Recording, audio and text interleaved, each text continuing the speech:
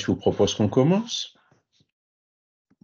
Je vais faire notre petite prière, élever nos pensées vers Dieu notre Père, pour le remercier infiniment de son infinie miséricorde envers nous, de tous ces bons esprits, tous ces guides qui sont toujours là à notre disposition. À partir du moment où simplement on les écoute, on fait cet effort de notre côté de déplier un peu nos antennes, de cultiver des bonnes pensées, des volontés d'apprendre, des volontés aussi de devenir toujours un peu meilleur. Et c'est pour ça que nous sommes réunis aujourd'hui, pour voir d'autres aspects de ces lois naturelles, ces lois morales universelles, qui, lorsque nous pouvons nous mettre en adéquation avec elles, assurent notre évolution, assurent notre bonheur. En espérant aussi que ces lectures et ces réflexions aujourd'hui soient utiles pour les esprits qui pourraient être avec nous. Voilà. Eh bien, bienvenue à tous, bienvenue aussi à Vincent qui vient d'arriver.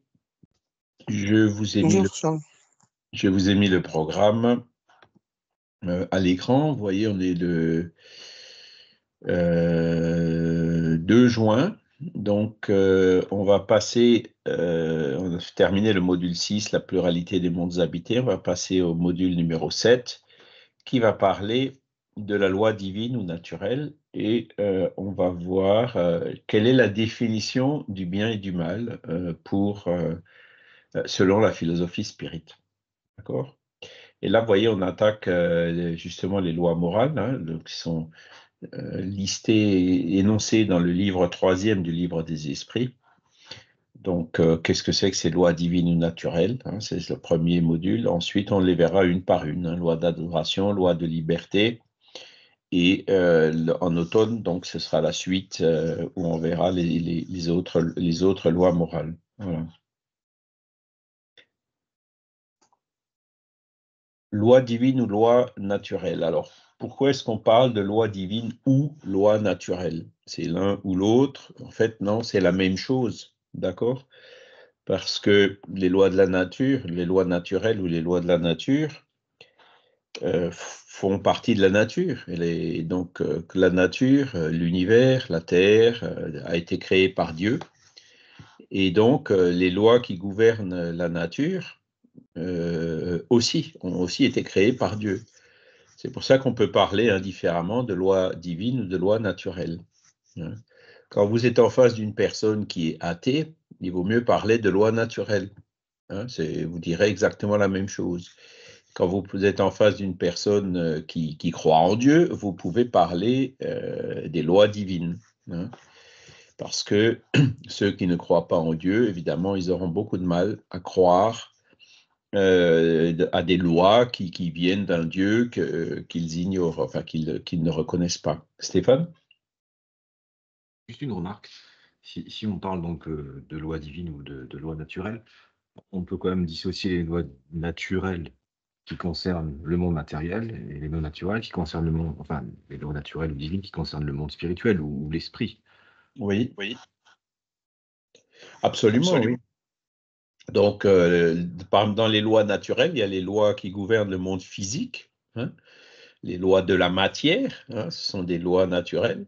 Hein, la mécanique quantique, alors, la mécanique, alors c'est là où il faut être précis, quoi, parce que est-ce que la mécanique quantique, c'est une loi naturelle? Non, la mécanique quantique, c'est une conception humaine qui représente une des lois naturelles. Vous voyez ce que je veux dire? Est-ce que la mécanique quantique, elle représente exactement les lois de la nature?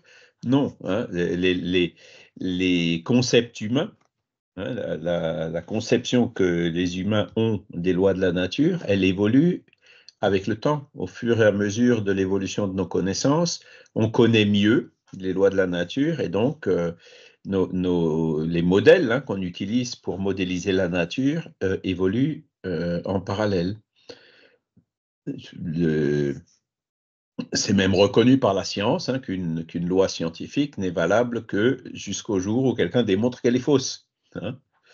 Et c'est ce qui s'est passé quand on est passé de la mécanique de Newton, hein, la pomme qui tombait de son arbre, à la mécanique relativiste, hein, la relativité restreinte et la relativité générale introduite par Einstein au début du XXe siècle. Eh bien, Einstein est venu dire le modèle de Newton, il est bon dans certaines limites. Et quand on sort de ces limites, ça ne fonctionne plus. Hein, il y a des erreurs, ça représente plus ce qu'on voit dans la nature. Et pour corriger ces erreurs, eh ben, c'est cette loi, la nouvelle loi, hein, la loi de la relativité restreinte ou de la relativité générale qu'il faut appliquer. Hein. Donc, il y avait un modèle hein, qui a commencé à montrer quelques anomalies. Les anomalies, c'est, bon, vous n'arrivez pas à expliquer pourquoi il y avait une erreur de 8 minutes sur l'orbite de Mercure autour du Soleil, par exemple. Hein. Et donc, ces 8 minutes ont été expliquées par le complément, hein, qui est la loi de la relativité restreinte d'Einstein. D'accord? Donc, c'est là où on voit que il ne faut pas confondre les lois de la nature. Les lois de la nature, elles sont ce qu'elles sont. D'accord? La nature, elle est ce qu'elle est. C'est nous, hein, les humains, qui comprenons toujours mieux au fur et à mesure de notre évolution, qui découvrons ces lois de la nature. D'accord? Donc, voilà. Donc, effectivement, Stéphane, il y a les lois qui gouvernent le monde physique, mais comme il n'y a pas que la matière dans l'univers, hein, comme il y a aussi l'esprit ou la semi-matière, hein, qui représente d'ailleurs 95% de la matière et 97% de l'énergie, qu'on appelle matière et énergie noire, hein, qu'on n'arrive pas à observer, mais qu'on est obligé de considérer qu'elles existent pour que les lois qui sont censées décrire le comportement de l'univers fonctionnent. Hein. Et donc, vous voyez, là aussi, il y a une anomalie, quoi. Hein. On n'observe que 3% ou 5% de ce qui existe, et de là, on en déduit des lois tout en sachant qu'il y a 95 et 97%, on ne sait pas ce que c'est. Hein, donc, c'est quand même un peu... voilà. Alors, qu'est-ce que c'est? Ben, ça veut dire qu'il y a peut-être de la matière qu'on ne voit pas, qu'on n'arrive pas à détecter, ou la matière, elle existe peut-être sous d'autres formes. Hein, donc, c'est les anomalies qui commencent à s'accumuler dans le modèle actuel, en espérant que cela va amener la science à s'ouvrir, sortir du paradigme matérialiste, enlever ses œillères et ses dogmes comme quoi il n'existe que la matière dans l'univers et considérer qu'il existe d'autres formes de matière qui sont non tangibles à l'état normal. Voilà. Stéphane, tu avais levé la main? Oui, tu disais que les lois matérielles, en fait, c'est la perception qu'on en a, puisqu'on ne les connaît pas toutes. Mais c'est pareil au niveau des lois spirituelles. En fait, et ça rejoint la notion de bien et de mal, plus on va avancer dans notre évolution spirituelle, plus on percevra certaines choses, heu, qui peut-être portent atteinte à notre prochain et qui feraient, entre guillemets, «des actions, nuisibles» qu'on ne percevait pas avant. Donc cette Exactement. notion de loi spirituelle, pour nous, en tant qu'esprit qui évolue, elle s'affine aussi avec notre évolution. Exactement. Exactement. C'est la même chose qui se produit en ce qui concerne le bien et le mal. Donc, on a une appréciation, nous, humains, du bien et du mal, et puis on a plusieurs exemples de choses qui étaient considérées comme bien ou comme acceptables à un moment donné, et qui, par après, ne le sont plus. Hein. Il n'y a pas si longtemps que ça, les lois autorisaient l'esclavage. Hein. Aujourd'hui, ça existe malheureusement encore, mais la majorité des lois interdisent l'exploitation humaine. Hein. Il y a quelques décennies à peine, hein, on considérait que c'était bien de fumer. Hein. Depuis, on s'est rendu compte des effets du tabac et que c'était considéré bien. Aujourd'hui, c'est plus considéré comme bien. Hein. C'est écrit noir sur blanc sur les paquets de cigarettes. Hein. Donc, la conception même la conception du bien et du mal de nous humains, elle est relative. Hein. C'est-à-dire que ce qui est bien, ce qui est mal pour nous, c'était peut-être bien pour l'homme préhistorique. Voilà, donc il y a la conception du bien et du mal, selon nous humains, est effectivement relative et dépend de notre niveau d'évolution, de notre niveau de compréhension.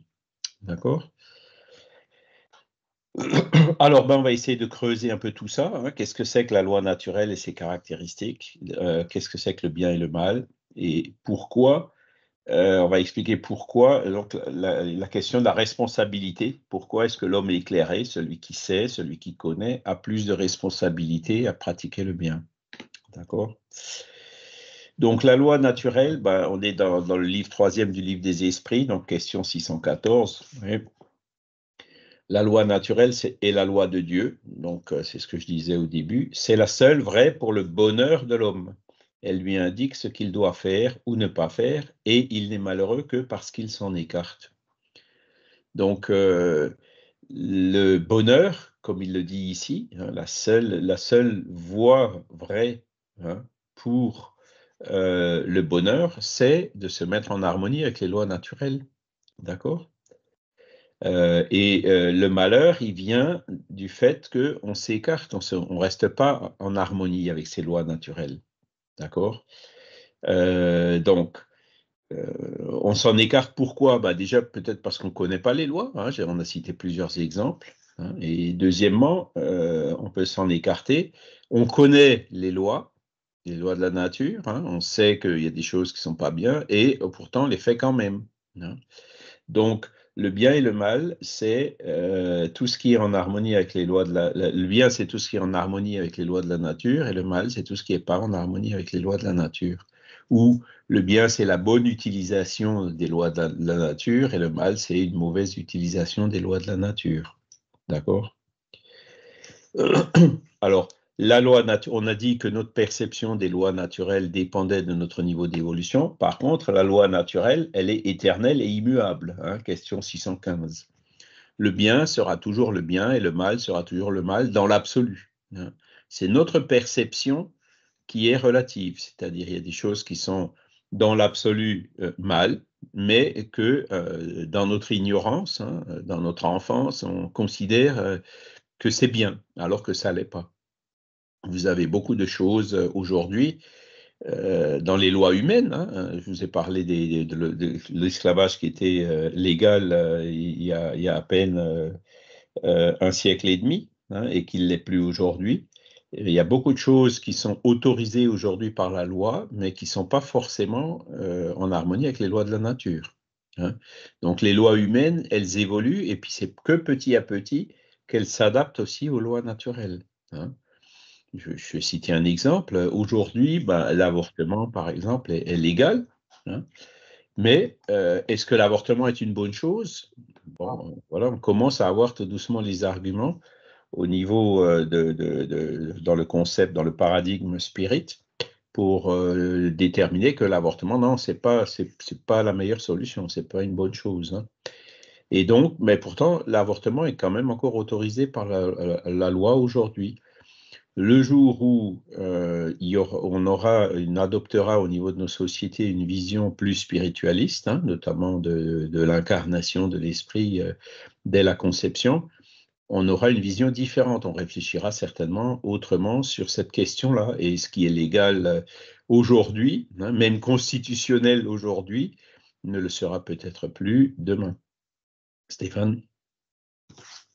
On pourrait se demander, en fait, si les lois qui permettent l'avortement aujourd'hui ne sont pas des lois qui restent adaptées au niveau d'évolution de notre planète, puisque les situations qui peuvent conduire à l'avortement sont des situations qui sont créées du fait de l'imperfection des esprits qui les mettent en œuvre. Tout à fait. C'est-à-dire que voilà, dans notre monde, il y a malheureusement encore des violences, des viols, ce genre de choses, hein, des incestes ou autres, hein, qui sont les principaux arguments en faveur justement de l'avortement, hein, de la liberté de pouvoir, Ou la négligence. ou la négligence, voilà. Il y avait pas, comment dire, euh, il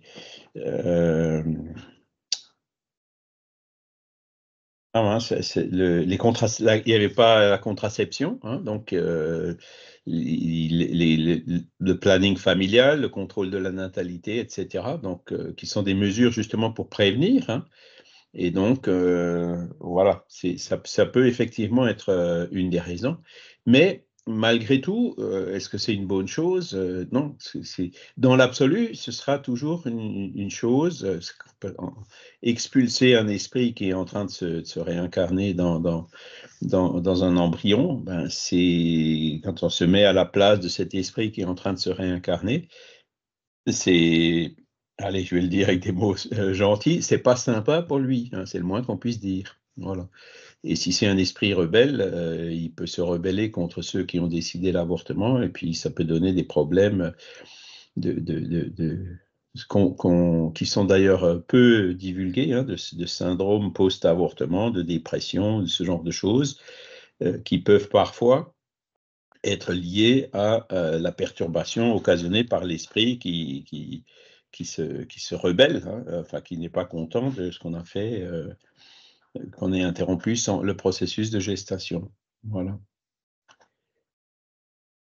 Mais effectivement, le jour où il y aura plus de viol, le jour où il y aura plus tous ces traumatismes et tout, il y en aura aussi moins besoin. Le jour où tout le monde sera bien conscient du planning familial, etc. Le spiritisme, par exemple, n'est pas du tout contraire à la contraception, hein, contrairement aux religions traditionnelles comme le catholicisme. Le spiritisme n'a rien. Il vaut mieux ça, hein, de loin, hein, que une fois que le processus est engagé, ben, c'est trop tard. Il faut essayer de prévenir, de faire de sorte que le processus de gestation ne commence pas. Voilà. Donc cette loi naturelle, elle est éternelle et immuable, c'est notre perception qui change et qui évolue. Alors, parmi les lois divines, c'est ce qu'on disait au début, les unes règlent le mouvement et les rapports de la matière brute, ce sont les lois physiques, hein. Donc là, vous avez mécanique quantique, physique des particules, la chimie, la thermodynamique, voilà, la biologie. Vous avez toutes ces lois physiques, hein, qui règlent l'électromagnétisme.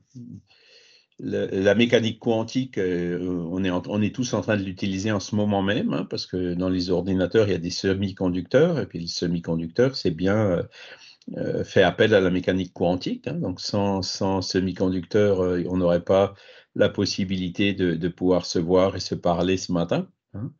Donc ça, ce sont les règles qui gouvernent la matière brute, les lois physiques. Et ce sont celles, donc leur étude, elle est du domaine de la science. La science, encore aujourd'hui, n'étudie que ces lois physiques. Alors, quand je dis que ces lois physiques, c'est peut-être un peu exclusif, hein, parce que il y a quand même des domaines, par exemple la psychologie ou la psychiatrie, qui se rapprochent de psycho-âme, logie, étude, hein. Donc, psychologie, théoriquement, c'est l'étude de l'âme.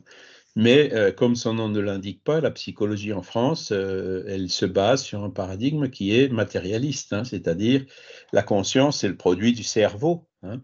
Donc, on voit qu'on se ramène encore une fois, même la psychologie ou la psychiatrie, qui sont pratiquées peuvent être pratiquées selon un paradigme de matérialiste, donc de la matière brute, hein. La conscience, c'est un produit du cerveau. Il y en a de plus en plus, il y a plus de voix qui s'élèvent pour dire non, c'est pas possible, hein. Eben Alexander, par exemple, hein, qui était neurochirurgien et qui dit la conscience ne peut pas être le produit du cerveau.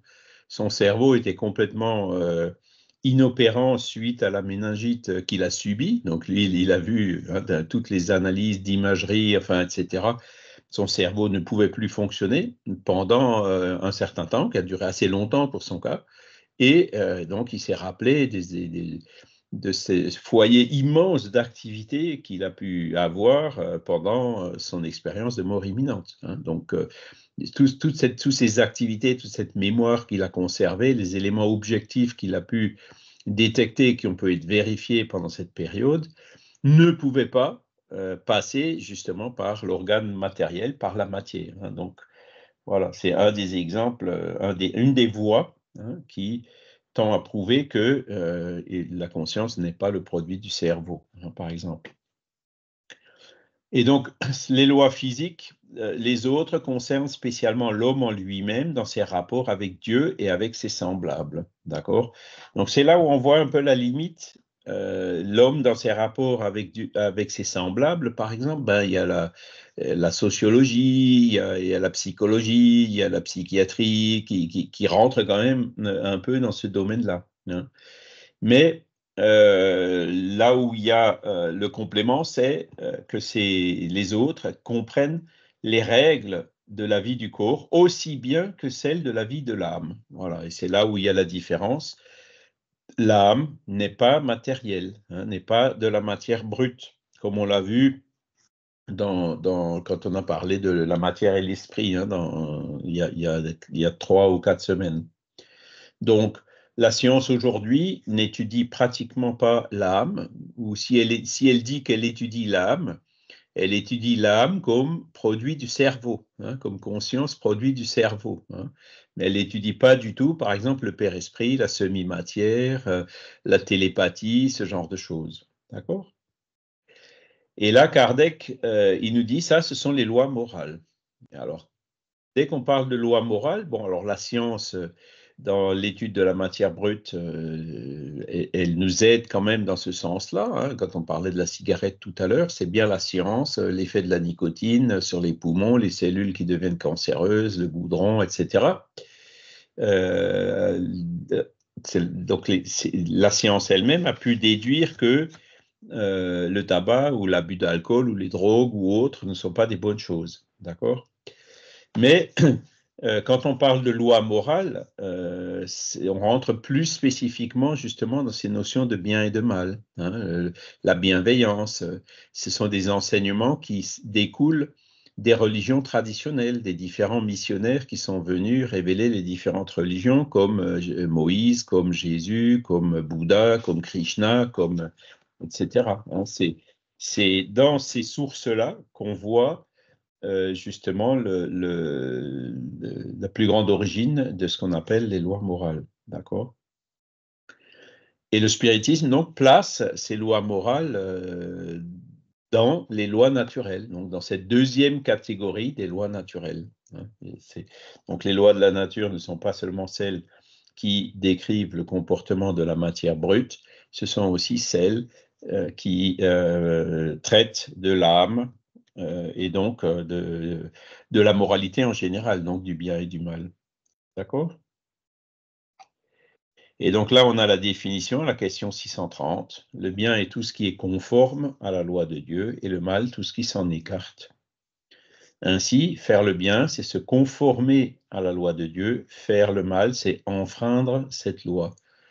Alors, qu'est-ce que ça veut dire conformer et enfreindre, hein? C'est ce que j'ai utilisé d'autres mots tout à l'heure, hein, c'est être en harmonie avec les lois naturelles, hein. Et enfreindre, ça veut dire ne pas être en harmonie avec ces lois naturelles. D'accord? Donc, si on reprend l'exemple simple de la cigarette, hein, aujourd'hui, dans le temps, bon, ben, on pensait que la cigarette était anodine, donc on considérait que c'était bien. Aujourd'hui, on sait les effets néfastes de la cigarette, donc fumer, c'est pas bien ou c'est mal, quoi. Même si on ne dit pas mal pour pas heurter trop fort les personnes qui fument encore, hein, mais on dit que c'est pas bien de fumer, hein. Donc, c'est faire quelque chose qui apporte des conséquences néfastes selon la loi naturelle. La loi naturelle, elle ne changera pas, d'accord, hein, mais c'est quand on voit que une action a des conséquences négatives ou préjudicielles suivant la loi naturelle, c'est là où on enfreint cette loi, d'accord, pour comprendre un peu mieux le sens de ces mots conformer et le sens du mot enfreindre. D'accord? Donc, ce qui est intéressant dans le spiritisme, c'est que le bien et le mal n'est pas relié à un révélateur, hein, n'est pas relié, le bien et le mal, c'est pas ce qui a écrit dans le livre des esprits. Le référentiel pour le bien et le mal, il est dans la nature, hein, il est à l'extérieur du spiritisme, si on peut dire, hein. Le référentiel, il est universel, neutre, immuable, etc. Vous voyez la différence, hein? Dans les religions, c'est souvent, faut le faire parce que Dieu l'a dit ou parce que c'est écrit, hein, même si on ne comprend pas. Le spiritisme, non, il ouvre une porte à la compréhension en disant, étudiez les lois de la nature et là, vous arriverez à vous-même déduire ce qui est bien et ce qui est mal. Hein. Le référentiel, il est neutre, il ne dépend pas de la religion, il ne dépend pas de où on se situe dans le monde, il ne dépend pas de la couleur de peau, il est dans la nature, c'est-à-dire universel, le même et applicable à tout le monde. D'accord? Donc, et même par rapport donc, au livre des esprits ou hein, à la philosophie spirit, on ne revient pas à cette référence-là. Hein.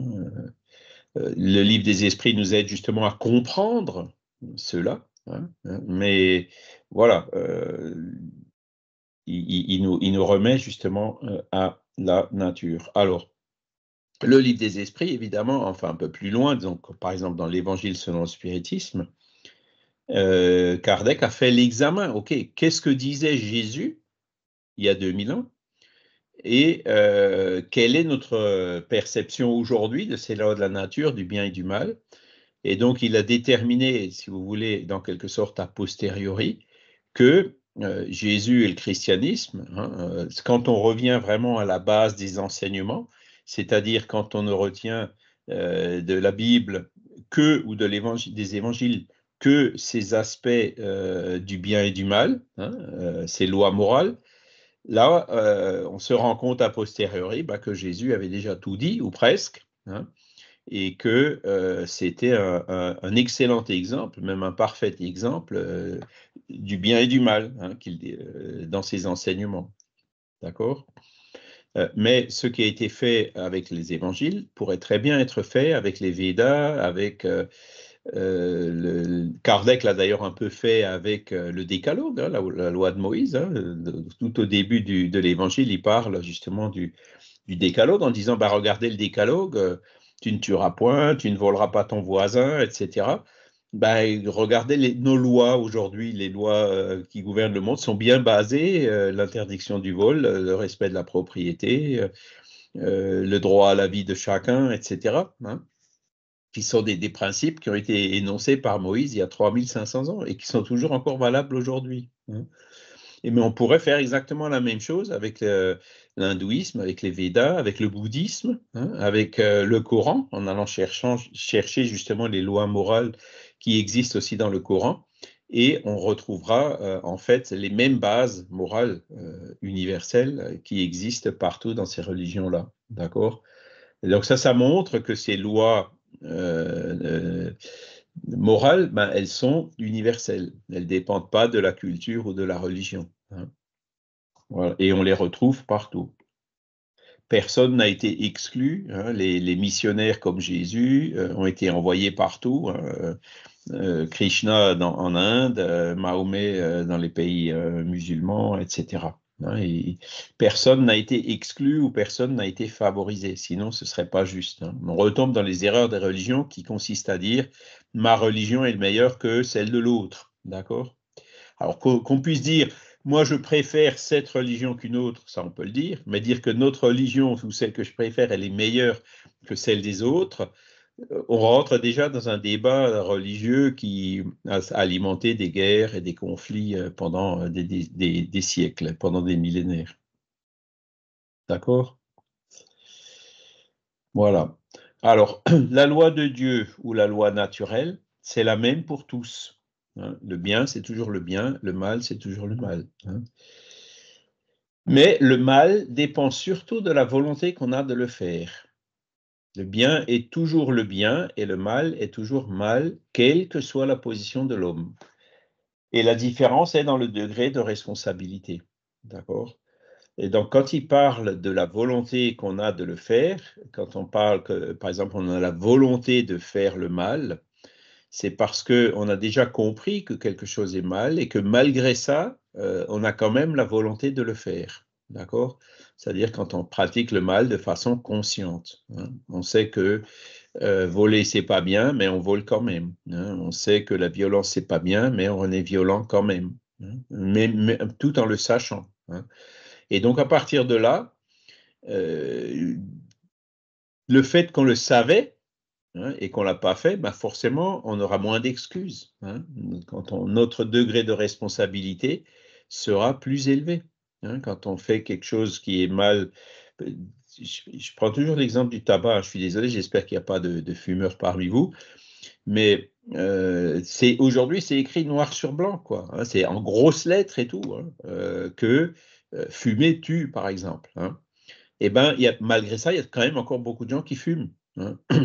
Et c'est là où on a un peu de mal à comprendre en disant, mais pourquoi? Hein. Alors, c'est vrai qu'il ne faut pas condamner non plus. Il n'y a pas qu'une question de volonté. Il y a des questions d'addiction, il y a des questions de conditionnement, il y a la dépendance chimique au niveau du corps. Il y a plein d'éléments qui rentrent en ligne de compte. Mais, comme on le voit, hein, le mal dépend surtout de la volonté qu'on a de le faire. Hein, c'est-à-dire que si c'est vraiment l'utiliser notre volonté en disant ouais, peut-être ça tue, mais d'abord ça fait du bien, c'est seulement après que ça fera du mal, ou quand on fait ce genre de raisonnement de façon consciente, volontaire et préméditée, là effectivement on n'aura pas d'excuse. D'accord?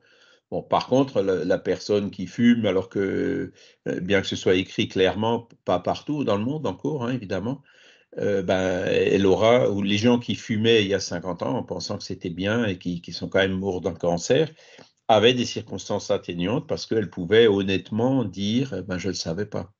D'accord? Et c'est là où ça nous amène à réfléchir, hein, ces questions 636 et 637.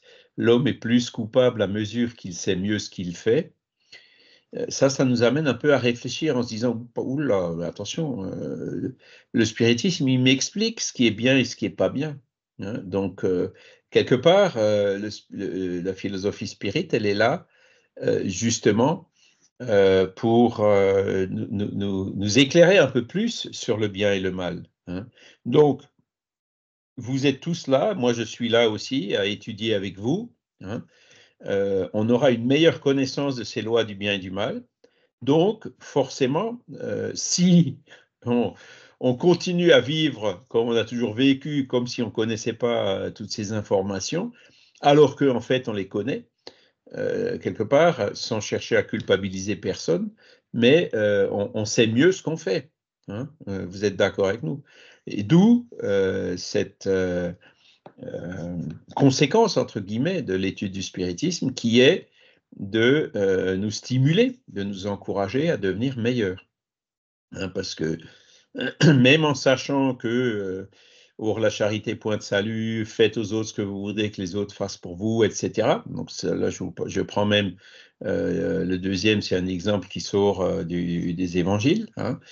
Et si on ne le fait pas, hein, si on fait aux autres des choses qu'on ne voudrait pas qu'ils fassent pour nous, alors qu'on le savait, notre degré de responsabilité augmente.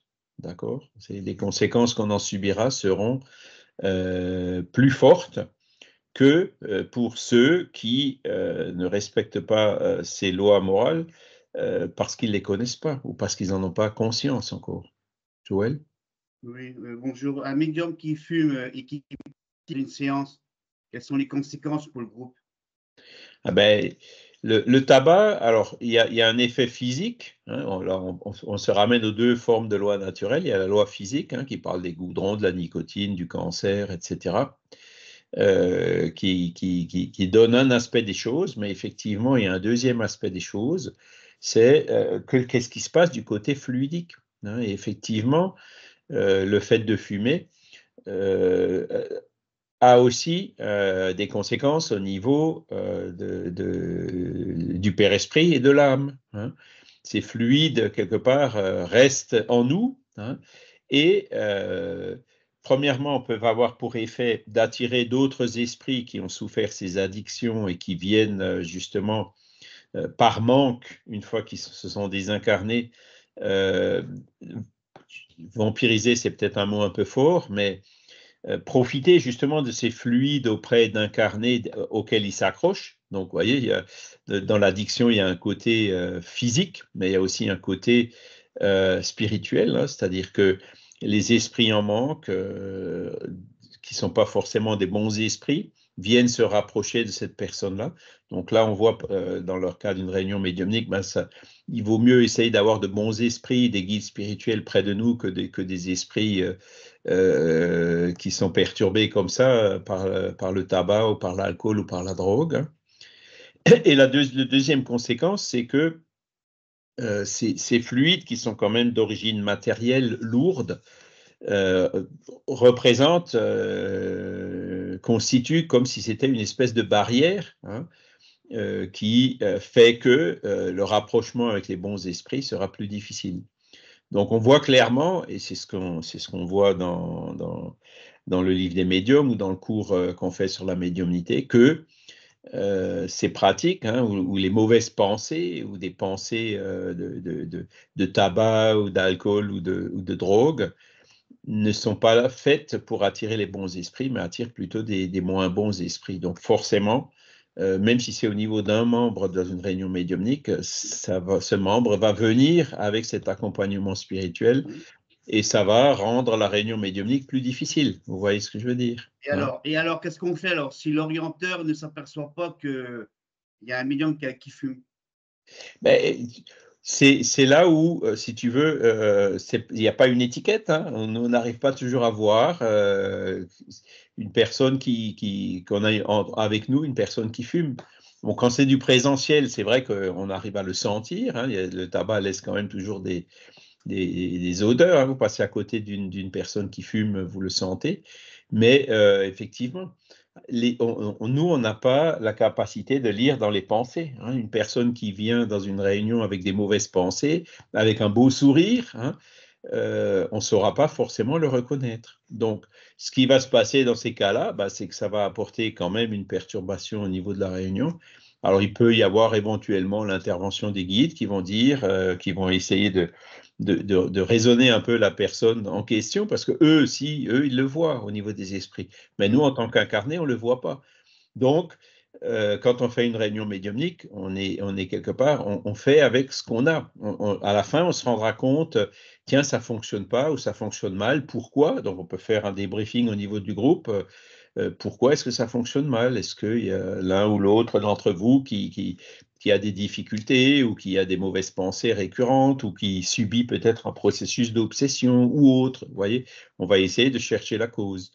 Mais c'est sûr que l'orienteur, bon, il peut peut-être être inspiré, mais nous, en tant qu'incarnés, on n'a pas cette vision, on n'a pas la transparence qui existe dans le monde des esprits. Hein, et combien de fois, moi, j'ai connu beaucoup de personnes, hein, tout beau, tout gentil, etc., et puis qui d'un coup, pouf, ça explose et dévoile leur véritable nature. Et je vous avoue que quelquefois, on est surpris, hein, et c'est après, quand on réfléchit avec du recul, qu'on se dit, ah ben oui, on a toujours senti un peu de difficultés, ou cette personne-là a toujours eu des positions parfois un petit peu ambiguës dans des moments difficiles.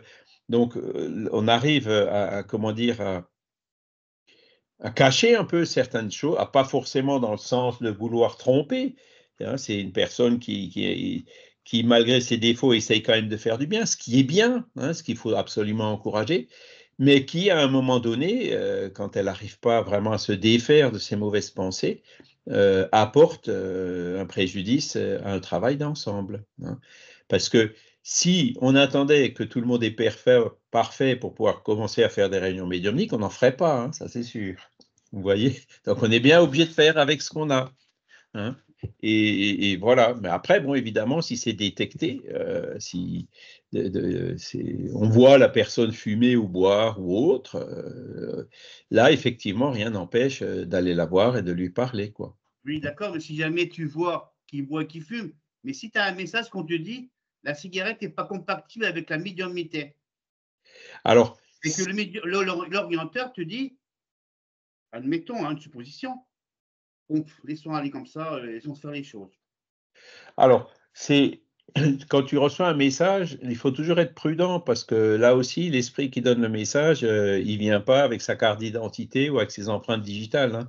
Oui, Ça peut être une personne par exemple, qui vient et qui dit, tiens, ben, Joël, je veux qu'il sorte de ce groupe. Hein. Suppose que tu as un esprit qui perturbe. il va aller donner un message à un autre pour dire, pour te trouver des poux, même si c'est pas vrai, tu vois. Donc il faut quand même, voilà, de dire tiens, bah, c'est une information, hein, ça lève un doute, mais il faut pas, je dirais, attendre, enfin, voilà, chercher à vérifier si c'est vrai ou pas, ou alors attendre des confirmations. Tu vois ce que je veux dire? Ouais. Hein, on va pas mettre les gens non plus dehors comme ça, comme des malpropres, hein. Si ça se trouve, la personne qui fume encore, ben, petit à petit, grâce à ce travail médiumnique, elle se rendra compte, hein, et ça pourra peut-être l'aider à arrêter de fumer. Tu vois, faut toujours voir le côté charitable dans la chose, quoi. Mais si vraiment les réunions médiumniques de 10 ou 15 personnes sont complètement bloquées à cause de une, c'est sûr qu'il vaut mieux exclure cette personne, hein, ou lui expliquer gentiment que d'avoir 15 personnes qui n'arrivent pas à travailler dans le bien. Alors, je suis content que tu parles de la cigarette parce que je savais que tu allais en parler aujourd'hui. Ah ouais, moi j'en parle tout le temps, hein, j'en parle souvent. Parce que moi je me souviens quand j'étais jeune, moi je voyais mon oncle, il fumait, il me demandait à moi d'aller lui acheter un paquet de cigarettes, hein. Je me souviens, c'était 2 francs le paquet de gitane à l'époque. Et il fumait parce que ça faisait bien de fumer, quoi, hein. Bon, il fumait pas beaucoup. Mon père, par contre, lui, fumait beaucoup. Et à un moment donné, quand ça commençait à être à se savoir et commençait aussi à sentir dans les poumons que ça commençait à mal aller, ben, je me souviens encore très bien, je devais avoir, je sais pas, 7-8 ans, c'était un nouvel an, hein, il a dit, ben voilà, ça c'est ma dernière cigarette. Et il n'a plus jamais fumé à partir de ce jour-là. Donc à l'époque, je pense que c'était encore possible parce qu'il avait la volonté de le faire, hein. Mais et aussi parce qu'à l'époque, il y avait moins de saloperies dans les cigarettes, hein. Aujourd'hui, il y a des suspicions comme quoi certains produits qui sont rajoutés dans les cigarettes, c'est justement pour favoriser l'addiction. Alors, ils sont très méfiants, hein, parce que ça peut coûter très très cher aux entreprises qui font ça. Bon, voilà, à l'époque, heureusement, ils avaient encore pu arrêter. Mon oncle aussi a fini par arrêter. Et mon père, je pense que c'est qu'il sentait que, il fallait qu'il arrête, quoi. C'était vraiment, et il a continué à tousser, si vous voulez, jusqu'à la fin de sa vie, hein. Même s'il n'est pas mort d'un cancer, du tabac, il est mort d'un autre cancer. Voilà. Donc, c'est pour ça que j'en parle souvent de la cigarette, parce que c'est quelque chose que j'ai eu, que j'ai vécu moi-même dans ma jeunesse, hein. Et heureusement, j'ai jamais vraiment commencé à fumer. Il y a eu beaucoup de tabagisme passif, mais voilà, j'ai réussi à échapper à la chose. Et c'est pour ça que j'en parle, quoi. Alors qu'aujourd'hui, c'est vraiment clair et net, quoi.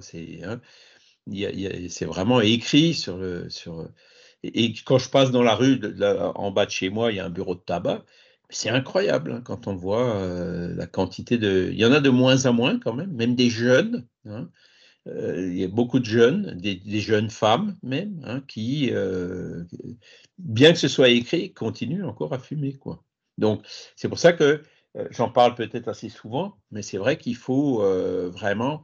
euh, J'en parle pourquoi? Pour que on en prenne chacun conscience, hein. C'est pas, il faut qu'on fasse tout ce qu'on peut pour qu'un jour ça s'arrête, hein, et que les bureaux de tabac vivent d'autre chose que de vendre des produits qui sont nocifs, quoi, hein, ou même létaux, hein.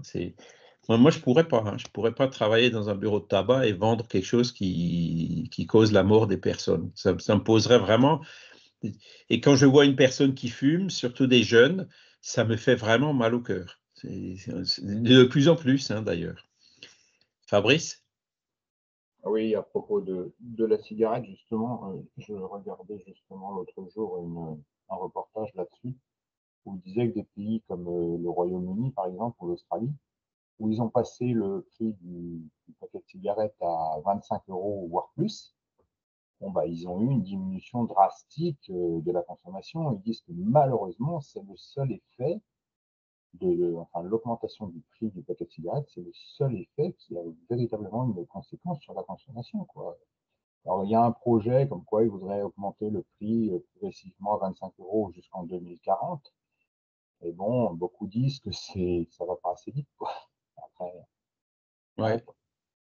Ouais, il y a le prix. Bon, c'est une manière de voir. Et moi, ce que j'aurais tendance à dire aussi, enfin, mon point de vue, hein, qui est peut-être pas 100% en accord avec le spiritisme, c'est on applique la loi de liberté.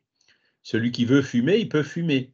Mais il faut qu'il en assume toutes les conséquences, même dans ce monde. C'est-à-dire que tous les traitements médicaux, par exemple du cancer du fumeur ou des choses comme ça, les coûts doivent être supportés par le tabac lui-même. Donc ces 25 € doivent servir pour tous les traitements des médicaux des personnes qui en subissent déjà les conséquences. Tu vois, au moins se prendre en charge, ce serait déjà une première. Parce qu'aujourd'hui, tout le monde paye pour quelques-uns qui fument. C'est pas forcément juste. Vous voyez, on va pas laisser la personne mourir non plus, quoi. Qu'il faille qu'elle ait un traitement, oui, mais qu'il faille qu'on aille justement dans le sens de dire on augmente le tabac de cigarette, mais c'est pour justement couvrir les frais médicaux liés aux conséquences du tabac. Là, je pense que ça passerait mieux, quoi. Hein, tu vois. Parce qu'après, l'augmentation des taxes et des impôts, c'est toujours mal perçu parce que voilà, les taxes ou les impôts souvent servent à autre chose que ce à quoi ils sont destinés.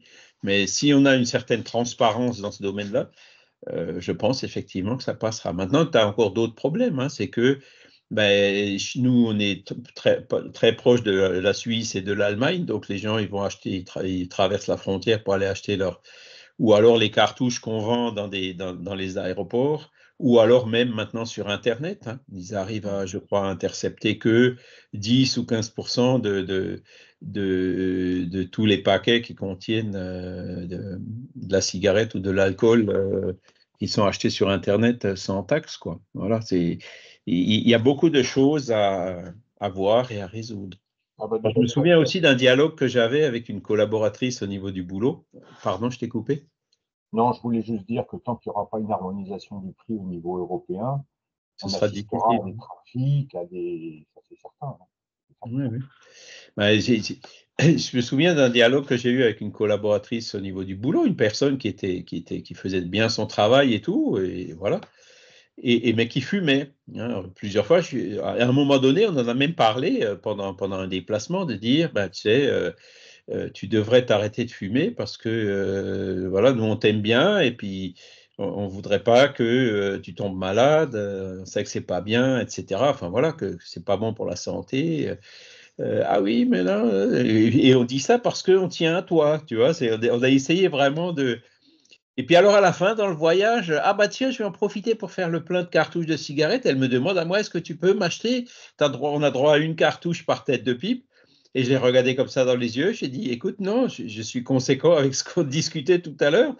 Je te réponds, non, je ne t'achèterai pas de cartouches de cigarettes parce que je tiens à toi, tu vois. Alors elle a souri comme ça, mais bon, je ne sais pas où elle en est aujourd'hui, mais je crois qu'elle fume toujours. Enfin bon, voilà. Et c'est là où on voit qu'il y a quelque chose de plus. Et Kardec dit, dépend surtout de la volonté qu'on a de le faire. Donc il faut utiliser notre volonté, non pas dans le mauvais sens, mais qu'on utilise notre volonté dans le bon sens, quoi. Et c'est comme ça qu'on s'en sortira. Michel? Oui, il y a beaucoup d'enfants, en ce moment, de jeunes enfants qui font des bronchiolites. Oui. Mais c'est vraiment c'est répandu. Alors, je ne sais pas quelle est la proportion, mais je trouve que c'est énorme. Et je me demande s'il y a des communications en ce sens. C'est-à-dire, est-ce que ces nouveau-nés qui font des bronchiolites, est-ce que ça ne serait pas d'anciens fumeurs peut-être décédés du cancer du poumon et qui naissent encore avec ces petites choses-là entre guillemets, à nettoyer. Enfin, voilà.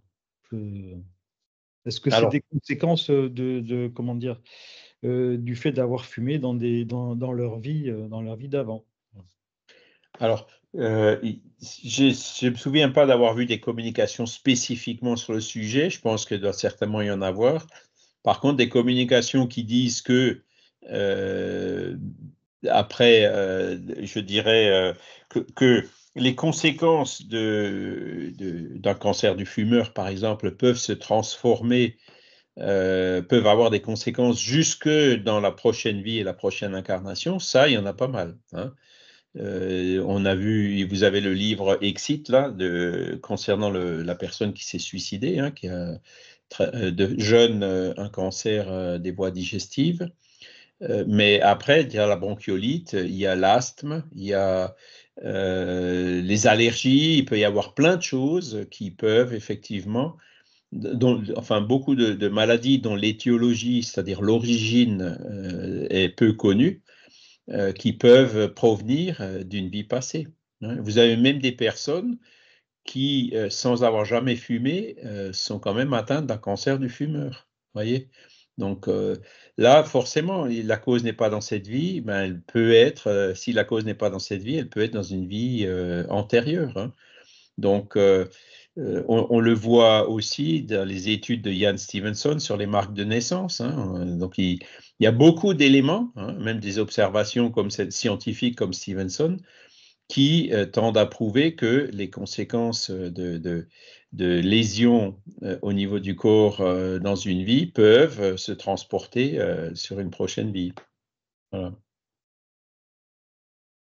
Donc, la bronchiolite, c'est peut-être ça aussi. Voilà. Alors, la bronchiolite, il y a peut-être d'autres effets aussi. Hein. C'est la pollution, les particules fines, l'ozone, il y a plein de... Hein, les polluants, hein, ça peuvent aussi... il y a plusieurs facteurs. Donc, c'est à la science de démêler et d'étudier, de voir quels sont les facteurs qui pèsent le plus dans l'étiologie de ces maladies, qui apparaissent des fois, comme tu le dis, auprès de jeunes enfants. Stéphane?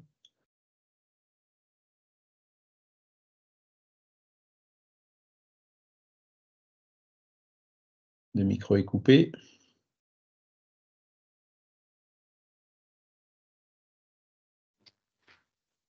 Voilà. Vous m'entendez? Oui? Oui. Ah oui, je voulais juste revenir sur la question du tabac et de la médiumnité dans un centre. On comprend très bien les problèmes que ça peut poser, évidemment. Je trouve que c'est pas une situation forcément facile à gérer quand il faut expliquer à un compagnon spirit que ça peut poser problème dans les communications et dans une séance. Ouais, je trouve que c'est pas forcément évident à gérer, en fait. Parce que bon, le côté exclure quelqu'un, enfin, c'est délicat à gérer, voilà, au niveau de la forme, et ouais, je trouve que c'est un peu gênant, même si je comprends tout à fait les problèmes que ça pose. Ben, c'est vrai, ce sont des questions qui ne sont pas faciles à gérer. Hein. Ça fait partie de notre imperfection, hein, de nos imperfections. Donc, il y a le tabac, par exemple, ou il y a l'alcool, mais il y a plus que ça. Hein. Il y a le fait, par exemple, un bon repas juste avant la réunion médiumnique, c'est pas forcément bon non plus. Hein. Avec les intestins qui grouillent, l'estomac qui est lourd, ça nous tire de l'énergie, etc. Forcément, ça va pas. Il vaut mieux avoir un repas léger et frugal avant la réunion médiumnique. On aura plus d'énergie disponible pour l'assistance aux esprits. Vous voyez ce que je veux dire? Il y a beaucoup de facteurs. Et après, bon, ben, le fait que le jour avant la réunion, ben, qu'on essaye à pas s'énerver, à pas avoir de contretemps, mais ça, c'est pas toujours possible. Hein. Surtout que beaucoup de médiums disent que parmi les esprits qui, dans la réunion médiumnique, se communiquent à eux, ils sentent parfois la présence de ces esprits avant la réunion, hein, un jour ou 2 jours avant la réunion. Hein, et beaucoup de personnes disent, ben voilà, maintenant je comprends pourquoi aujourd'hui j'avais par exemple mal au bras. Hein, c'est un esprit qui est venu avec une douleur à cet endroit-là le soir dans la réunion médiumnique. Et le fait que et d'un coup, cette douleur au bras après la réunion médiumnique disparaît, peut être un signe que cet esprit était là avant. Donc des fois, c'est pas toujours volontaire de la part de la personne. Quand c'est un esprit qui est par exemple énervé, ben, il pourra nous transmettre, il pourra transmettre au médium cette nervosité le jour d'avant. Et le fait d'être énervé, c'est pas non plus bon juste avant une réunion médiumnique. Cela dit, encore une fois, on ne peut pas l'éviter à 100%, c'est pas possible. Hein, voyez. Donc, bah, il faut bien quelque part faire avec, hein, et trouver la ressource. Hein, à force, quand on vient à la réunion médiumnique, ben, on sait au moins un petit peu avant, hein, Guilherme qui participe. Il me dit des fois, ben, il a des migraines, enfin des choses terribles, juste avant la réunion médiumnique, mais il dit, j'y vais quand même. Hein, et puis d'un coup, paf, au début de la réunion médiumnique, tout s'en va comme par enchantement, quoi. Hein. Et c'est parfois des esprits qui cherchent à nous dévier, à nous détourner, et il faut passer outre, quoi. Hein. On parle encore une fois de cette volonté-là qu'on voyait dans la question 636. Si on a vraiment la volonté d'aller de l'avant, voilà, malgré des désagréments qu'on a pu avoir pendant la journée, on sera là quand même. Mais écoute, moi, quand je travaillais à Tours, Roger Pérez disait celui qui fuit, il ne vient pas autour de la table. Moi, j'ai vu des médiums pleurer. Et il était franc, Roger. Il disait non, Ouais, quand ouais. tu ne viens pas. Il était même un peu dur. Moi, je comprends ça, mais je trouve ça dur quand même. Voilà. Voilà. Mais je comprends, mais je trouve ça dur. C'est pour ça que je dis que c'est pas facile à gérer dans le mais- relationnel entre spirites. Je trouve que c'est nécessaire en même temps. Mais Roger Pérez, il voulait des bons spirites. Ah, mais je comprends. Mais C'était son tempérament. Hein. Ouais. Et Roger, en fait, c'est marrant parce qu'on dit toujours les guides spirituels sont doux, ils vous donneront jamais des ordres, etc. Mais il y a des exceptions, hein, parce que Roger, comme c'est une personne assez dure, forcément son guide spirituel, il était dur aussi, hein, avec Oui. lui. Hein. Et il parlait toujours, hein, tu te rappelles, Joël, celui avec le képi. Hein. Oui, c'est ça. Je ne sais pas si c'était Fauche ou Joffre, enfin je ne me rappelle plus. C'était Foch. Fauche, ouais, voilà. C'était. Alors, il nous racontait plusieurs épisodes dans sa vie, quoi. Il avait tendance à rouler parfois un peu vite en voiture, Roger.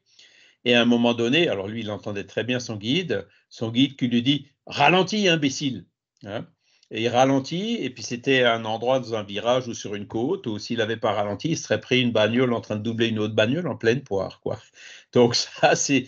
Voilà. Alors, il était comme ça, hein. C'est pour ça qu'il y a des gens qui aimaient pas trop Roger, justement parce qu'il était un peu trop dur, quoi. Et le fait d'être trop dur, quelque part, voilà, il faut être avec douceur et persuasion, comme disait Thérèse d'Avila, hein, tu vois. Donc, le fait d'être trop dur, on respecte pas tout à fait cette douceur. Mais bon, après, il y a des gens qui effectivement sont comme ça, et il y en a d'autres qui sont plus gentils, et qui ne feront pas ça, quoi. Voilà. Et ça fait partie. On est tous humains, hein, on a tous nos caractéristiques. Une fois qu'on connaissait Roger, qu'on savait qu'il était dur, on se faisait pas surprendre, quoi. Hein. Et si on voulait faire avec lui, on faisait comme lui, il voulait le faire. Hein. Et donc, voilà, on arrivait à travailler très bien comme ça, quoi. Maintenant, après, c'est sûr qu'il y a des gens qui, une fois qu'elles se sont pris une remarque comme ça, sont plus jamais revenus, quoi. Hein. Et là, c'est dommage parce que c'est des personnes qui auraient peut-être quand même pu faire un bon travail, quoi. Donc, Ils sont hein? revenus à Tours. Hein. Ils sont revenus, ils ont pleuré, mais Voilà. ils n'ont pas lâché l'affaire. Ils sont revenus après sur le plan de travail. Voilà. Et ça les a peut-être. Il y a des personnes qui ont besoin parfois d'un traitement un peu plus dur pour se convaincre, quoi, pour changer, quoi, pour se motiver à effectivement arrêter de fumer. Hein. Et quelque part, bon, voilà. Donc il y a différents styles, quoi, et c'est toujours cette loi d'affinité qui gouverne. Hein. Roger, il avait des personnes qui l'adoraient, mais il y avait aussi des personnes qui n'aimaient pas, qui n'aimaient pas trop Roger. Hein. Voilà, tout comme chacun de nous a ça. Hein. Il y a des personnes qui sont en affinité avec nous, et il y a des personnes qui peuvent pas nous saquer. Hein. Ça fait partie des choses humaines. après, c'est toujours les œuvres qu'il faut regarder. Et bon, c'est vrai que vu tout ce qu'il Ah, a fait, et voilà, il faut voir effectivement ce qui a fait avancer la cause spirit. Après, on a tous Ouais, nos voilà. forces et nos faiblesses, hein, mais voilà. À l'école de Roger, il y avait des gens comme Michel Buffet, il y avait des gens comme Jean-Pierre Pipineau, il y avait des gens comme moi, il y avait des gens comme Joël, comme Fatima, on peut en citer plein. Hein. Morissette, elle a aussi été, quand elle avait une période d'obsession, c'est Roger qui a réussi à la faire sortir de l'obsession. Hein. Donc voilà, effectivement, comme tu dis Stéphane, malgré son caractère un peu difficile, il fait beaucoup de bien.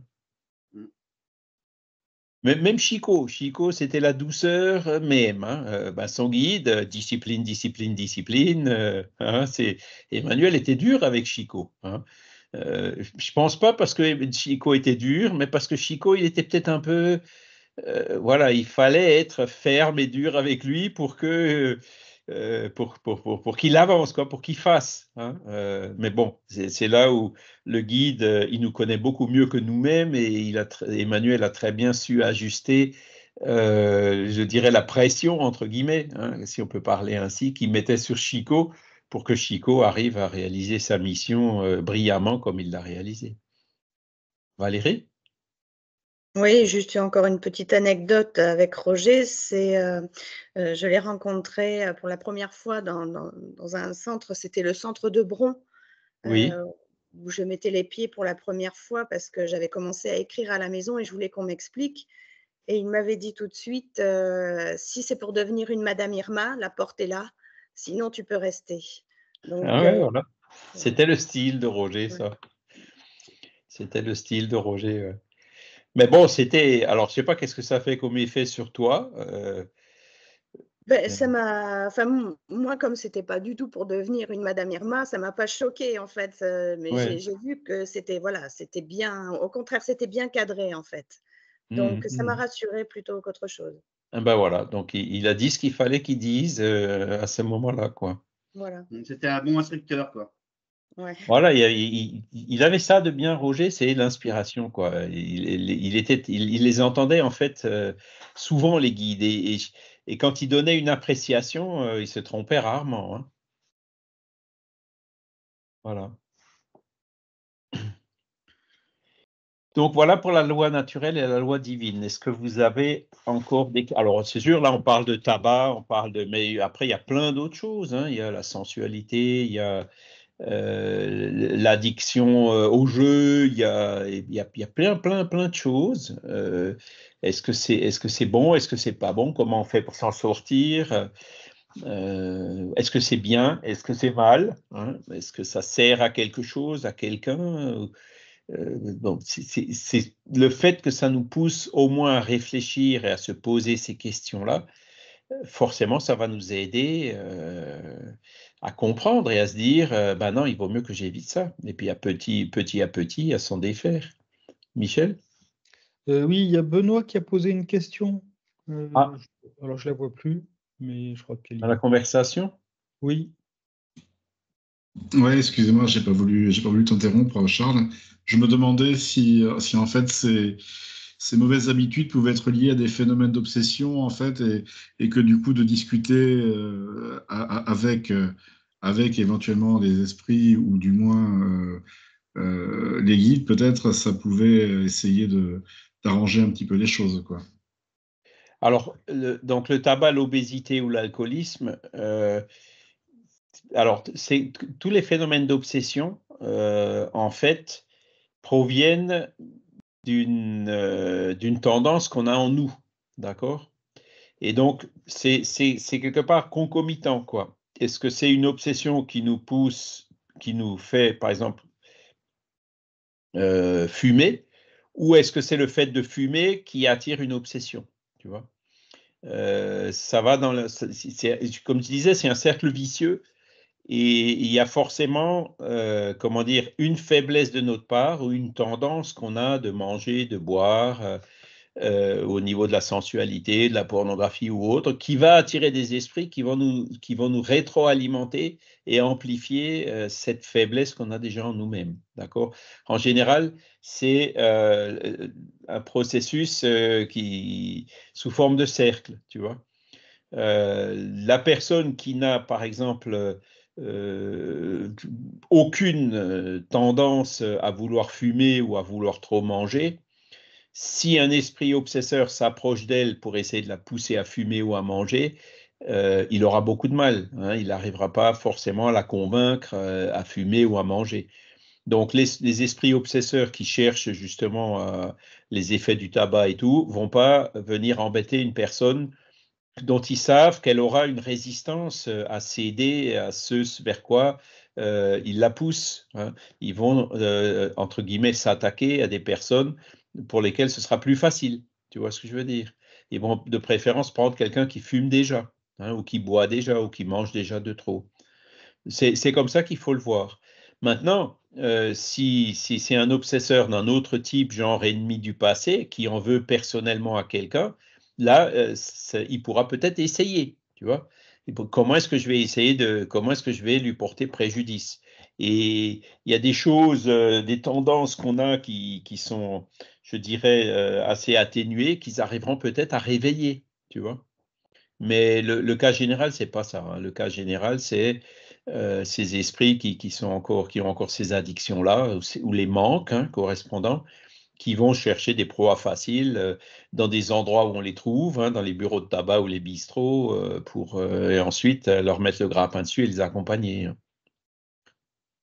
Hein, c'est malheureux, c'est triste, hein, mais c'est comme ça, hein. C'est pour ça que il y a un bistrot, il y a un bureau de tabac juste un en face de l'autre, dans la rue juste en bas, là. Bon, c'est vrai, quand on passe devant, je suis pas trop à ressentir les esprits, mais on sent tout de suite que, voilà. Alors, les gens font de beaux sourires, rien n'empêche de leur dire bonjour, de leur parler, hein. Faut pas passer en disant: «Bah non, c'est l'enfer», et cetera. Ce sont des frères, il faut les aider, quoi. Mais c'est clair qu'on ressent tout de suite, comment dire? Des vibrations qui sont pas forcément les meilleures, quoi. Voilà. Donc la personne qui dit: «Je fume à cause d'un esprit obsesseur», en général, elle a faux, tu vois? Non, elle fume parce qu'elle a la tendance à fumer et il y a un esprit qui vient pour en profiter. C'est plutôt dans ce sens-là que ça fonctionne, hein, voilà. C'est d'ailleurs ce qu'a répondu Fabrice juste après, quoi. Est-ce que le dialogue avec les esprits peut aider à perdre ses addictions? Alors, le dialogue avec les esprits peut effectivement les aider à sortir d'une addiction et à arrêter d'embêter les incarnés qui ont cette addiction, hein. Mais si on arrive à enlever un esprit qui embête un fumeur, s'il n'arrête pas de fumer, il y en a d'autres qui vont venir immédiatement derrière, tu vois?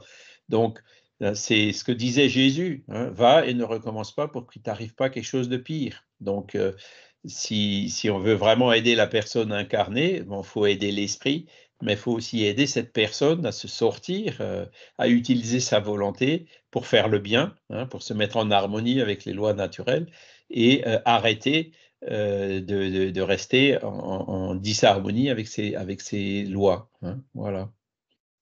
Et c'est aussi ce que Fabrice, a répondu, hein. Un changement de pensée, une réforme intime. J'aime pas trop l'expression réforme intime. Je préfère, celle de Kardec, hein, qui disait réforme morale. Réforme intime, c'est une expression qui vient, du Brésil. Alors je sais qu'elle est parfois utilisée aussi en France, et qui a une origine, religieuse, en fait, hein. Mais Kardec, il utilisait réforme morale. Ça revient au même, hein, mais on comprend mieux. C'est ça que j'entendais aussi, Charles, hein, quand je dis Pardon? intime. C'est dans ce sens-là que je l'entendais aussi, hein. Voilà, c'est ça. Mmh. Intime, moral, c'est vrai qu'on utilise les deux termes, mais c'est surtout un changement de schéma de pensée, quoi. Voilà, c'est changer au niveau de la moralité, tout simplement. Voilà. Moi, j'aime bien les images, si tu veux, du cercle vicieux et du cercle vertueux, hein. Et dans les addictions, dans le mal, vous entrez dans un cercle vicieux, hein, parce que, vous faites le mal, hein, peut-être par inadvertance ou même de façon un peu plus grave, par volonté, hein. Vous allez attirer des esprits qui vont vous pousser à continuer, d'accord? Donc vous rentrez dans un cercle vicieux, hein, ça c'est la spirale vers le bas, hein. À l'inverse, si vous faites le bien, hein, ou si vous cultivez des pensées d'amour, la prière, et cetera, hein, comme tu l'écris, on rentre dans un cercle vertueux. C'est-à-dire qu'on va attirer de bons esprits. Les mauvais esprits qui sont avec nous seront peut-être touchés et vont peut-être eux aussi s'améliorer. Donc, hop, on rentre dans un cercle vertueux. Tu vois, la rétroalimentation, elle est positive. Ce sont de bonnes images pour parler du bien et du mal, quoi.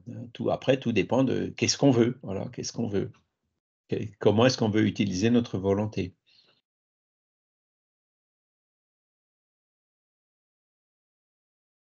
Hein, j'ai cité l'exemple de Jésus.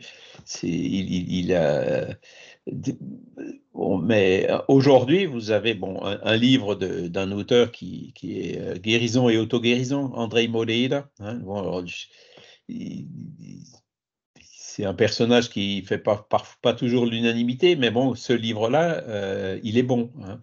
Et il dit, il n'y a pas de guérison. Les guérisons sont toujours des auto-guérisons. On se guérit soi-même. Hein. Le médecin, les médicaments, de rien, Benoît. Les médicaments nous aident. Hein, c'est pour traiter les effets. Quand le corps est atteint, il faut traiter le corps, etc. Mais la vraie guérison, même le cancer, je dirais, hein, vient de nous. C'est quand on arrive à éliminer en nous, quand on arrive à éliminer justement de ce qui n'est pas dans la matière brute, hein, de ce qui est les déséquilibres de notre père-esprit, qui dépendent justement de nos pensées, de notre réforme morale, qu'on vient de le dire. C'est là où ce sont des facteurs qui sont déterminants pour les rémissions de différentes maladies, y compris le cancer. Hein. Jésus le disait clairement, hein, va et ne recommence pas pour qu'il ne t'arrive pas quelque chose de pire. Et voilà. Donc, ça ne veut pas dire que la médecine ne sert plus à rien, non, au contraire. Ça ne veut pas dire que la psychologie ne sert à rien, puisque non, les psychologues, au contraire, nous aident à comprendre, à mettre de l'ordre dans nos pensées, dans nos sentiments, etc. Hein. Donc, il ne faut pas hésiter à chercher de l'aide extérieure. Mais il ne faut jamais oublier que c'est pas qu'avec de l'extérieur, nous, on fait aucun effort qu'on s'en sortira. Il y aura toujours un effort à faire de notre côté. D'accord? Et c'est ça qui nous apprend justement à être en harmonie avec les lois naturelles, en harmonie avec le bien. C'est, je dirais même, grâce aux maladies, hein, c'est grâce au cancer du fumeur que la science a évolué, que nos consciences ont évolué, qu'on s'est rendu compte que effectivement, c'est pas aussi anodin que ça. Voilà, c'est comme ça qu'on apprend, c'est comme ça qu'on évolue, c'est comme ça qu'on arrive à se rapprocher, à se mettre en harmonie avec les lois naturelles, avec le bien. Hein. C'est ce qu'on disait. Il y a des choses, encore aujourd'hui, je suis sûr, il y a plein de choses qu'on fait qui sont mauvaises. Hein. Demain, probablement, aujourd'hui, on les fait sans s'en rendre compte, sans le savoir. Demain, peut-être, on saura. Hein, et après-demain, ben, on ne les fera plus. Hein. Et aujourd'hui, c'est même à très grande échelle. Hein, on voit le réchauffement climatique. Hein, ici, il n'arrête pas de pleuvoir. Alors, ils ont expliqué l'autre jour pourquoi il pleut. Hein. L'océan, à la surface, il est un peu plus chaud. Donc, l'océan un peu plus chaud à la surface, quand il y a de l'air froid, ça s'évapore. Hein. Et donc, comme ça s'évapore, ben, il y a plus d'humidité dans l'air et il pleut davantage. Vous voyez, il y a ces phénomènes extrêmes qu'on voit presque quotidiennement aux États-Unis, là, les typhons ou les tornades, hein, qui s'intensifient, il y en a de plus en plus. Ben, aujourd'hui aussi, on comprend. Hein, c'est parce que la température au niveau du sol est plus élevée, alors que la température en haut des nuages, elle est plus froide. Hein. L'effet de serre fait que la chaleur reste en bas et qu'en haut, ça se rafraîchit. Et cet écart de température qui est plus grand fait que ces phénomènes sont plus fréquents et plus violents. Hein. Donc, on voit plein de choses, hein, les conséquences du réchauffement climatique d'après les lois physiques. Hein. Et c'est là où il faut maintenant qu'on réfléchisse. Est-ce que je continue à avoir un 4x4 avec un moteur de 3 litres pour emmener le gamin à l'école qui est à 500 mètres pour aller acheter ma baguette au coin de la rue? Ou est-ce que je préfère y aller à pied ou à la rigueur encore avec un vélo électrique ou quelque chose comme ça, en essayant de le faire de façon plus durable? Est-ce que au lieu d'avoir une grosse voiture qui consomme beaucoup, j'ai plutôt une plus petite voiture qui consomme moins? Donc maintenant, il faut qu'on commence à se poser sérieusement ces questions-là. Hein. On le sait maintenant. Hein. Donc si on continue quand même à polluer, à surconsommer, etc., on n'aura pas d'excuses demain. Mais pourtant, tu le savais. Hein. Voilà. Donc, vous voyez, ça pénètre beaucoup plus profondément dans nos attitudes, dans notre comportement, dans notre consommation, notre préoccupation pour aller plus vers du durable, hein, de l'équitable, hein, au niveau des personnes qui sont parfois exploitées pour produire certains biens, le sucre ou autre. Hein.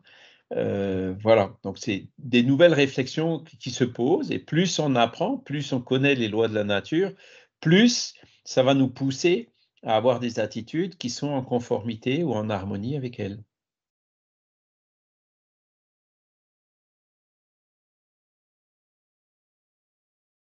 D'accord?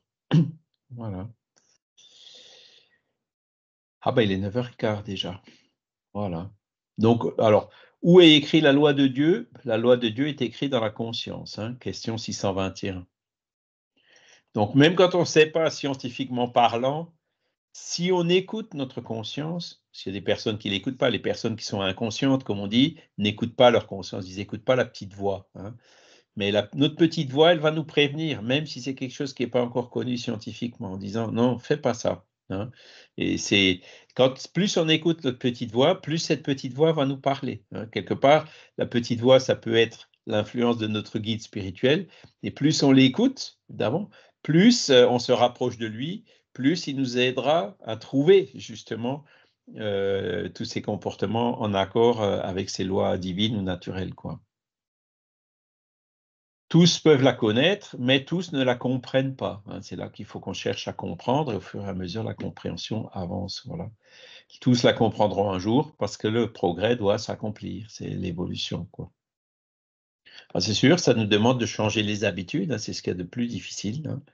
Quand on dit aux gens serrez la ceinture, en général, vous avez des banderoles dans les rues, hein. Ça va vite, hein, ça ne dure pas longtemps, hein. Et pourtant, on demande juste non, on va serrer un peu la ceinture, hein. Et pourtant, il va falloir la serrer de plusieurs crans encore et très rapidement, hein. Donc, autant s'y préparer, voilà, s'entraîner à dire tiens, ben, on ne m'a pas encore demandé, mais je vais déjà essayer de serrer d'un cran, hein, comme ça j'aurai un cran d'avance, hein. Tout dépend de nous, quoi, hein. Voilà.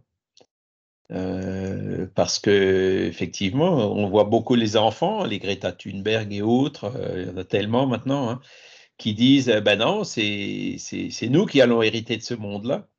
Et il ne faut pas qu'on oublie que les enfants de nos petits-enfants, ce sera nous, hein, quand on sera réincarné. Donc, c'est nous qui allons récolter tout ça et bien pire, hein. Là, on a augmenté de 1,5 degré, on risque d'augmenter de 3 degrés. Nous, on va peut-être prendre 4,5 degrés, hein. Donc, voilà, autant essayer de faire de sorte que ce 4,5 degrés soit que 3 degrés, etc., en changeant notre comportement maintenant, hein, en nous mettant en harmonie avec ces lois naturelles. En réfléchissant. Alors, c'est sûr qu'il y a des sirènes qui chantent de partout. Ah, punaise, il pleut encore, c'est dingue. Je suis à l'intérieur, ça va, je ne vais pas me plaindre. Donc, il y a des sirènes qui chantent de partout, qui nous poussent à consommer, à acheter des choses qu'on n'a pas besoin, à tout bout de champ, quoi. Mais bon, c'est là où le fait d'avoir ce genre de réflexion, on arrive à se mettre un peu en marge. Alors, je ne veux pas dire en marge de la société, mais en marge de ces aspects négatifs de la société, hein, en réfléchissant bien, pourquoi est-ce que je vais acheter telle chose? J'en ai pas vraiment besoin. Bon, ben, je vais laisser.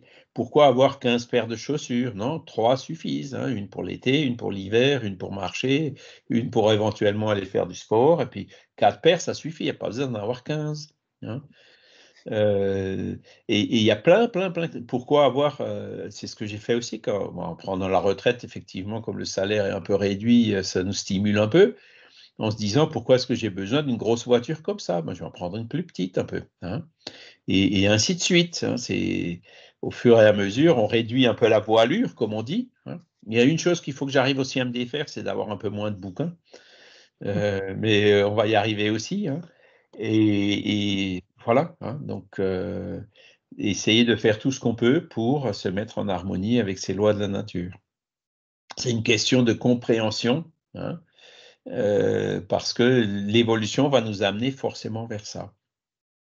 Dieu, dans son infinie sagesse, a fait de sorte que les ressources de la nature sont limitées. Voilà, parce que sinon, on en serait encore croissance de 3% par an ad vitam aeternam, hein.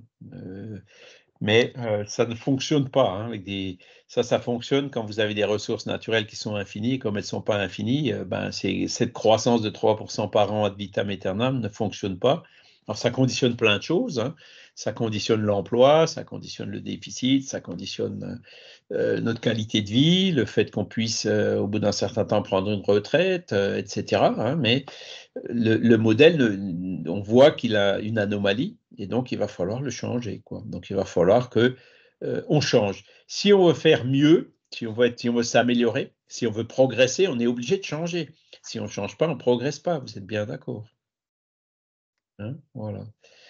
Ah, Stéphane, ouais. J'en ai encore acheté un qui est arrivé hier, hein. C'est une petite biographie de Kardec écrite par François Gaudin, c'est ça? Ouais, voilà. et qui est pas mal. Hein. Il dit plein de choses qui sont assez actuelles. Enfin, il ne parle pas de Kardec, il parle surtout de Ripaille. Voilà. Oui, mais les livres permettent aussi l'accès à la connaissance. C'est ça, ouais, c'est ça. Donc, On bon, va à un s'attacher. moment donné, Mais, si on veut s'instruire et étudier, il faut bien quand même un support. mais tu vois, les livres qui sont derrière moi, si j'en ai lu 10%, c'est beaucoup. Hein, tu vois, donc là, ça va beaucoup trop loin. Oui, les Voilà. bibliothèques partagées. Voilà, la bibliothèque partagée, les boîtes à livres et tout ça. Voilà. Est-ce que vous avez encore une question, une remarque? Non, moi je propose qu'on revienne s'incarner dans quelques siècles, parce que ce sera le monde de régénération. Ce sera mieux. Je suis d'accord avec toi, mais on sera peut-être surpris, hein, parce que le monde de régénération ne sera pas un monde de confort matériel comme on le pense. Hein. Non. Faudra qu'on fasse avec les typhons, avec les tempêtes, avec la pluie qui ne s'arrête pas, avec toutes ces choses-là. Il faudra bien qu'on s'y fasse. Hein. Oui, Les conséquences maintenant sont là. Et puis le temps que, que le CO2 ressorte de l'atmosphère, on parle en siècles, voire même en millénaires. Hein. Ça sort, le CO2, qui est une molécule très stable, ne sortira pas de l'atmosphère comme ça. Hein. Mais normalement, le mal aura quand même moins d'emprise sur l'humanité. Voilà. Donc là, de ce côté-là, effectivement, moi, ça me rappelle mes parents hein, qui parlaient de la solidarité qui existait pendant la Deuxième Guerre mondiale qu'ils ont connue. Hein. Moi, je suis venu 15 ans après seulement, hein, donc pour eux, c'était frais, c'était tout récent. Là, effectivement, il y avait toujours les vilains canards, hein, les collabos, et j'en passe. Hein. Mais après, les autres personnes, il y avait cette solidarité, cette fraternité, cette entraide qui était à l'époque à un niveau bien supérieur à notre époque aujourd'hui d'individualisme. Donc, on peut très bien se dire, avec l'augmentation des difficultés justement du côté matériel, cette solidarité certainement reviendra. Quoi. Et c'est ça qu'il faut qu'on espère. Le monde de régénération, ce sera ça. Hein. Et où la science suivra un paradigme plus large que le paradigme matérialiste, quoi, réducteur. Voilà, ben, écoutez, je vous remercie infiniment. Hein. Je vous souhaite un excellent dimanche, hein, malgré. Voilà, je pense que dans le sud, il doit plutôt faire beau, d'après ce que j'ai vu. Hein. Voilà, on va peut-être changer un jour. Hein, ouais, voilà, Michel. Confirmation. Villeneuve-sur-Lot. Là, il y a une averse assez conséquente, mais bon, ça passera. C'est bientôt l'automne. Tu es d'où, Michel? Tu es de quelle région, Michel? Dans le sud-ouest, à Villeneuve-sur-Lot. Ah, d'accord. Il fait beau. Pareil à Narbonne. Bon, je ne vais pas me plaindre. Je suis à Cherbourg, il ne pleut pas encore, mais bien. Ok, ben écoutez, merci à tous, merci aussi aux esprits qui étaient là pour nous aider, pour nous orienter dans ces réflexions, dans ces pensées aujourd'hui, que cela puisse justement nous permettre de comprendre un peu mieux ces lois de la nature et de comprendre l'importance, l'avantage que nous y avons par ce cercle vertueux, par cette évolution que cela nous proportionne. Et ben de chercher par cette connaissance et notre volonté à nous mettre le plus possible en harmonie avec ces lois pour le secret, c'est le chemin, le meilleur chemin vers notre bonheur. Voilà. Merci à tous, excellent dimanche, excellente semaine et à dimanche prochain. Bon dimanche. Merci Charles. Merci, Merci à tous. Au revoir. À dimanche. Merci, bon dimanche à tous.